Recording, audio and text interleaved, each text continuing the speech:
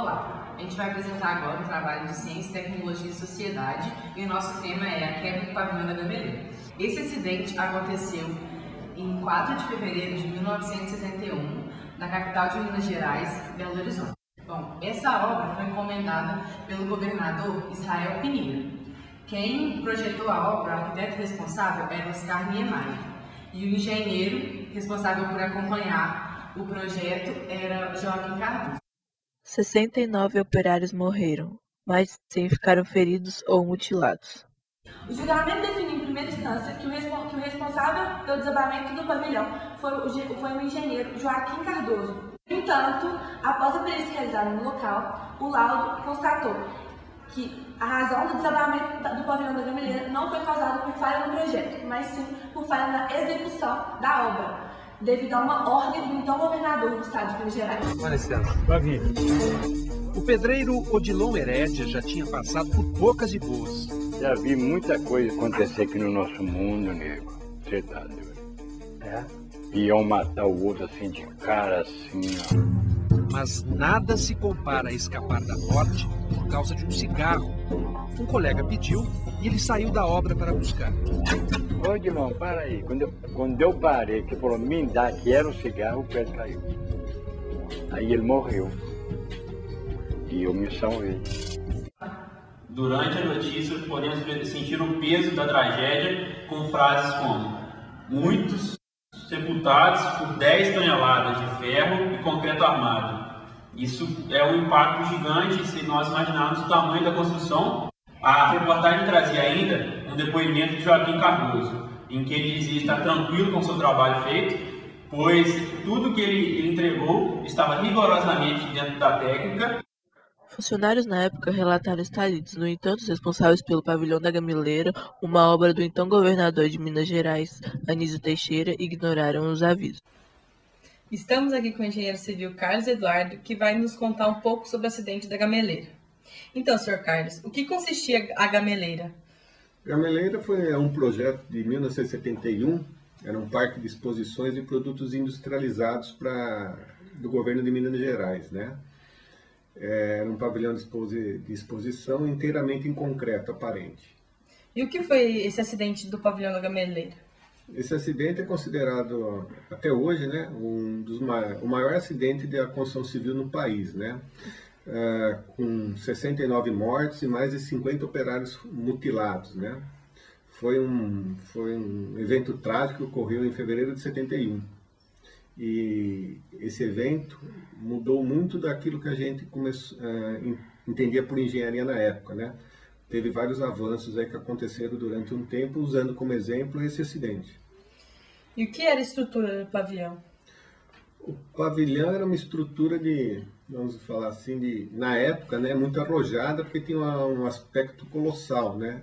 Ele tinha poucos elementos estruturais, né, mas era muito extenso esse pavilhão. Ele era uma laje nervurada de 30,5 metros de largura, né? Apoiado inferiormente em viga, com 240 metros de comprimento, né? E apoiado sobre 10 pilares, né? Tronco-cônicos. Apesar de ser uma estrutura simples, assim, são vigas e lajes, né? Mas o dimensional delas era diferenciado, né? Do que a gente estava acostumado a...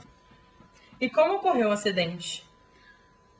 O acidente aconteceu por uma série de fatores, né? Um dos fatores é devido à pressa em inaugurar o pavilhão, né? Na época o governador era Israel Pinheiro, ele estava em fim de mandato e queria deixar um legado para o governo de Minas Gerais, né? Para o estado. Então houve um aumento, né, de ritmo, né? Foi muito acelerado esse ritmo para poder entregar a obra no prazo dentro do governo dele, né? Que ele ia sair em março de 71, né? O acidente ocorreu em fevereiro, né? Mas na época, quando eles começaram a desformar duas vigas, né? Que eram as vigas maiores, né? De 65 metros de vão, entre apoios, a viga 103 e a 203, na época, os operários perceberam que a retirada das escoras, do cimbramento, havia muita dificuldade, eles estavam sofrendo muita pressão, né, da estrutura. Isso porque foi feito de um modo não usual, né? Em vez de retirar de um jeito, foi retirado o cimbramento de outro, né? Que seria o modo mais correto, né? Numa estrutura isostática, a retirada se dá do centro para os apoios, né? Distribuindo os esforços, né? Para os apoios e também para o vão central. Esse seria o modo correto. E não foi feito assim. Além disso, depois do acidente, né? Foi composta uma comissão de investigação no Instituto de Engenharia de São Paulo, né? Com vários engenheiros calculistas. E averiguando o que aconteceu no acidente, né, eles verificaram também que ocorreu no projeto algumas não conformidades, né. Uma delas também foi questão de, não só no projeto, né, mas também na execução, analisando as peças que foram à ruína, né. Havia nas vigas um acréscimo muito grande, né, uma concentração de barras de aço na parte tracionada das vigas e no topo dos pilares, né? O que acontecia com isso? Havia mais de 100 barras cruzando o topo dos pilares, né? Isso causou um problema de aderência no concreto, né? As barras não ficaram aderidas ao concreto. Com isso, as vigas, na hora da desforma, cisalharam nos apoios, né? E desceu. Levando toda a estrutura à ruína. Além disso, também executivamente, eles também perceberam que durante a concretagem, a posicionamento de algumas barras foram, como posso dizer, foram acumuladas num lado da estrutura, né? Eles foram remanejadas, né? E não colocadas de acordo com o projeto. Por quê? Para melhorar a passagem do concreto. Também questão de projeto também, não foi previsto também, como a viga era muito extensa, a retração dessa viga, né? Na fase de resfriamento dela. O resfriamento dela dava uma retração de 13 centímetros, né? Isso, na época, pelos cálculos que eles fizeram, daria um esforço, né, de 960 toneladas, né? Por causa dessa retração. Com isso também colaborou na ruína da estrutura, né? Os esforços foram empreendidos em cima dos apoios, né? Um desses apoios, 2 apoios, inclusive dos 4, né, nessa viga, né, dessas 2 vigas, sofreram um deslocamento por causa desse esforço também, né? Que mais? Uma coisa também, executivamente eles trocaram algum aço CA25 por aço CA50. Né? Durante a fase investigatória, eles perceberam isso, né? Sem ter feito o recálculo da estrutura. Tá? Uma coisa também que eles notaram, devido à pressa, o concreto estava em processo de cura ainda. Tá? O módulo de elasticidade dele ainda não tinha atingido o necessário para poder desformar, para poder ocorrer essa desforma. Né?